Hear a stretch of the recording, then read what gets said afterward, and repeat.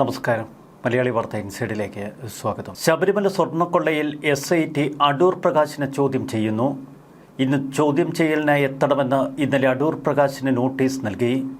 തുടർന്ന് അടൂർ പ്രകാശ് ഇന്ന് SITയുടെ മുന്നിൽ ചോദ്യം ചെയ്യലിന് ഹാജരായി. ഉണ്ണികൃഷ്ണൻ പോറ്റിയുമായി ബന്ധപ്പെട്ട് നേരത്തെ അടൂർ പ്രകാശിന്റെ ചിത്രങ്ങൾ പുറത്തു വന്നിരുന്നു. കോൺഗ്രസ് നേതാവ് സോണിയാഗാന്ധിയെ സന്ദർശിക്കുന്നതിന് പിന്നിലും അടൂർ പ്രകാശിന്റെ സഹായമാണ് ഉണ്ണികൃഷ്ണൻ പോറ്റിക്ക് ലഭിച്ചത്. പോറ്റിക്കൊപ്പമുള്ള ചിത്രങ്ങൾ അടൂർ പ്രകാശ് വാങ്ങിയ പാരിതോഷികം, പോറ്റിയും അടൂർ പ്രകാശും തമ്മിൽ പണമിടപാട് നടന്നു എന്ന് SIT സംശയിക്കുന്നു. അടൂർ പ്രകാശിന് ചില സ്പോൺസർമാരുടെ സഹായം എത്തിക്കുന്നതിലും ഉണ്ണികൃഷ്ണൻ പോറ്റി ശ്രമിച്ചിരുന്നു എന്നതിൻ്റെ തെളിവുകൾ SITയുടെ പക്കലുണ്ട്. വളരെ സൂക്ഷ്മതയോടെയാണ് ഒടുവിൽ അടൂർ പ്രകാശിനെ വളച്ചിരിക്കുന്നത് SIT. അടൂർ പ്രകാശിനെ ചോദ്യം ചെയ്യുന്നത് രാഷ്ട്രീയമാണ് എന്ന് KC വേണുഗോപാൽ ഉൾപ്പെടെയുള്ള നേതാക്കൾ പ്രതികരിച്ചു കഴിഞ്ഞു. UDF കൺവീനറാണ് ആറ്റിങ്ങൽ MP കൂടിയായ അടൂർ പ്രകാശ്. അടൂർ പ്രകാശും ഉണ്ണികൃഷ്ണൻ പോറ്റിയും തമ്മിൽ സാമ്പത്തിക ഇടപാടുകൾ നടന്നു എന്നതിൻ്റെ ചില സൂചനകൾ SITയുടെ പക്കലുണ്ട്. അതാണ് കോൺഗ്രസിനെ അടിമുടി വിറപ്പിക്കുന്നത്. 2017 അന്ന് പ്രയാർ ഗോപാലകൃഷ്ണൻ ദേവസ്വം ബോർഡ് പ്രസിഡന്റായിരുന്ന കാലഘട്ടത്തിൽ ഉണ്ണികൃഷ്ണൻ പോറ്റി ചില കോൺഗ്രസ് നേതാക്കളുമായി അടുത്ത മാനസിക ബന്ധം പുലർത്തി. ശബരിമല ഉൾപ്പെടുന്ന മണ്ഡലത്തിലെ വോട്ടർ എന്നല്ലാതെ പോറ്റിയുമായി തനിക്ക് മറ്റ് ബന്ധങ്ങളില്ല എന്നായിരുന്നു തുടക്കത്തിൽ അടൂർ പ്രകാശ് പ്രതികരിച്ചിരുന്നത്. എന്നാൽ നിരവധി ഫോട്ടോകളും ഉണ്ണികൃഷ്ണൻ പോറ്റിയുമായുള്ള ഉറ്റബന്ധത്തിന്റെ തെളിവുകളുമൊക്കെ പുറത്തു വന്നു. ഇന്നലെ പ്രതിപക്ഷ നേതാവ് നയിക്കുന്ന പുതുയുഗ യാത്രയുടെ കാസർഗോഡ് ഉദ്ഘാടന വേദിയിൽ അടൂർ പ്രകാശ് പങ്കെടുത്തിരുന്നു. അതിന് തൊട്ടുപിന്നാലെയാണ് ഇപ്പോൾ UDF കൺവീനർ തന്നെ SITയുടെ ചോദ്യമുനയിൽ നിന്ന് പിടയ്ക്കുന്നത്. ഉണ്ണികൃഷ്ണൻ പോറ്റിക്ക് ഒപ്പമിരുത്തിയാണ് അടൂർ പ്രകാശിനെ ചോദ്യം ചെയ്യുന്നത്. ഈ ചോദ്യം ചെയ്യലിൽ തങ്ങൾക്ക് ഭയമില്ല എന്ന് കോൺഗ്രസ് നേതാക്കൾ പറയുന്നു. നേതാക്കൾ പൊട്ടിച്ചിരിച്ചുകൊണ്ടാണ് ഇപ്പോൾ ഇതിനെതിരെ പ്രതികരിക്കുന്നത്.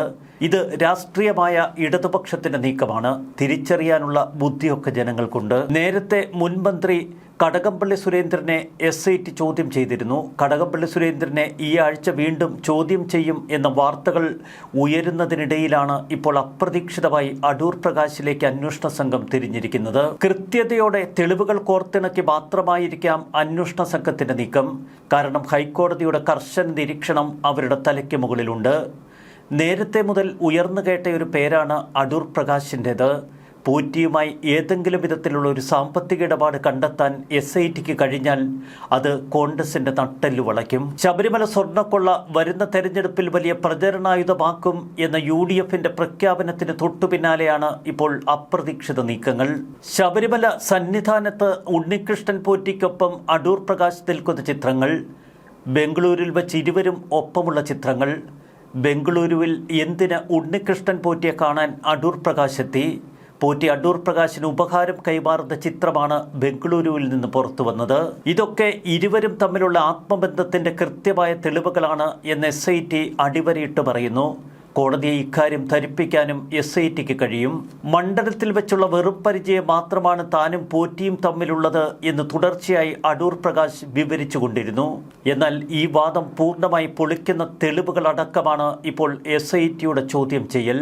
സോണിയാഗാന്ധിയുടെ അരികിലേക്ക് ഉണ്ണികൃഷ്ണൻ പോറ്റിയെ എത്തിച്ചതിന് പിന്നിലും അടൂർ പ്രകാശ് തന്നെയാണ്.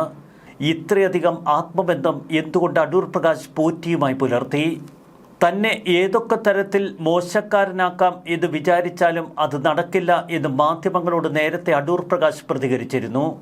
ചോദ്യം ചെയ്യലിന് SIT വിളിപ്പിക്കാൻ സാധ്യതയുണ്ടെന്നും അത്തരമൊരു സാഹചര്യമുണ്ടായാൽ അത് മാധ്യമങ്ങളോട് തുറന്നു പറഞ്ഞിട്ടാവും ചോദ്യം ചെയ്യലിന് താൻ ഹാജരാകുന്നത് എന്നും നേരത്തെ അടൂർ പ്രകാശ് പറഞ്ഞിരുന്നു. എന്നാൽ ഇന്നലെ നോട്ടീസ് കിട്ടിയ വിവരം അടൂർ പ്രകാശ് മാധ്യമങ്ങളോട് മിണ്ടിയില്ല.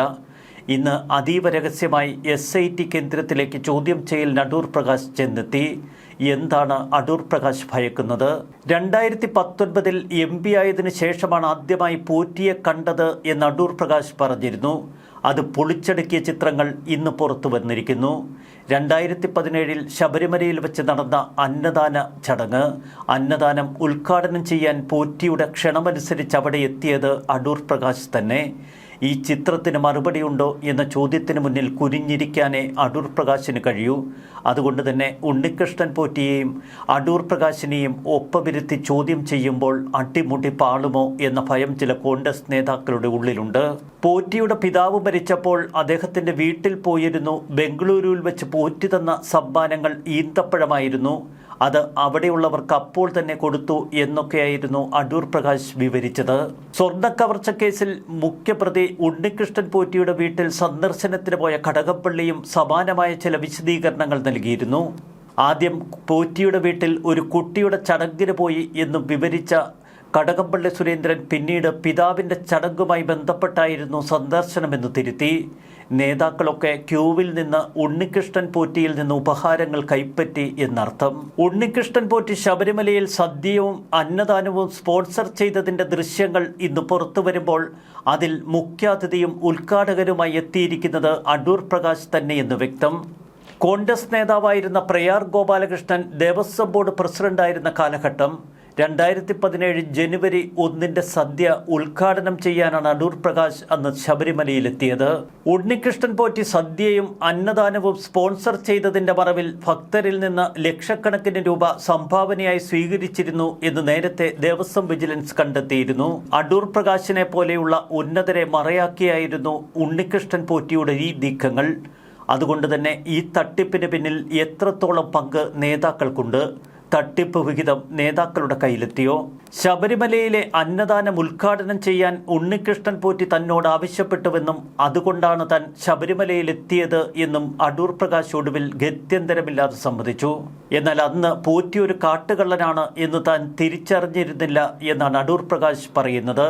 സമാന വിവരണമാണ് നേരത്തെ കടകംപള്ളി സുരേന്ദ്രനും നടത്തിയത്. ഇന്നത്തെ പോറ്റിയല്ലല്ലോ അന്നത്തെ പോറ്റി. 2 കേസുകളിലും ജാമ്യം ലഭിച്ച ഉണ്ണികൃഷ്ണൻ പോറ്റി ഇപ്പോൾ പുറത്തുണ്ട്.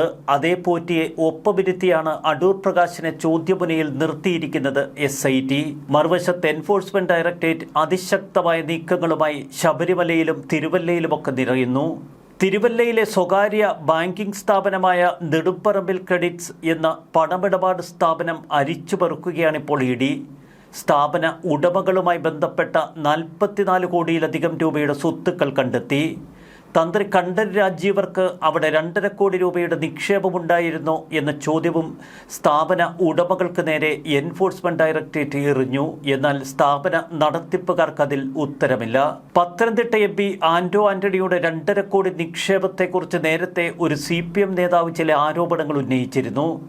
അതും വ്യക്തമായി അന്വേഷിക്കുകയാണ് ഇപ്പോൾ എൻഫോഴ്സ്മെന്റ് ഡയറക്ടറേറ്റ്.